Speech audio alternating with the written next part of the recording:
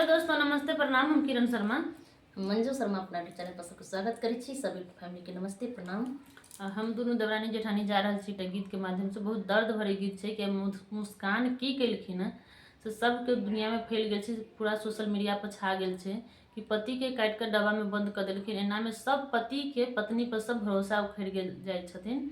हर चीज में एहन नहीं करबाक चाहिए जहन अखन मुस्कान कऽ देलखिन ग। केकरो माँ बेटा ओहो छलखिन, लेकिन प्रेमी के चक्कर में सब अंधा भ जाए छथिन, लेकिन अपना अपना पति के पति समझे छथिन।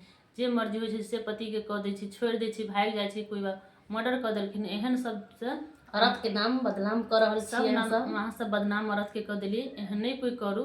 और गीत के माध्यम से सब जरूर सुनो, कमेंट करके जरूर बताएब, ज्यादा शेयर हम सब जरूर करब।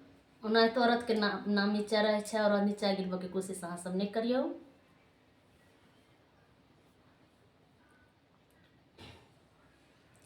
तोरी दिल ही सब पति के भरोसा, मुस्कान का पति के दशा। तोरी दिल ही सब पति के भरोसा, का पति के दशा। औरत नाम बदनाम कैलही, अपन जिंदगी दाव पर लगैलही। औरत नाम बदनाम कैलही, अपन जिंदगी दाव पर लगैलही।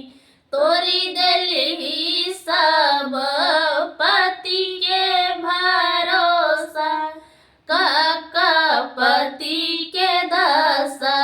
तोरी देलही सब पति के भरोसा, का पति के दशा।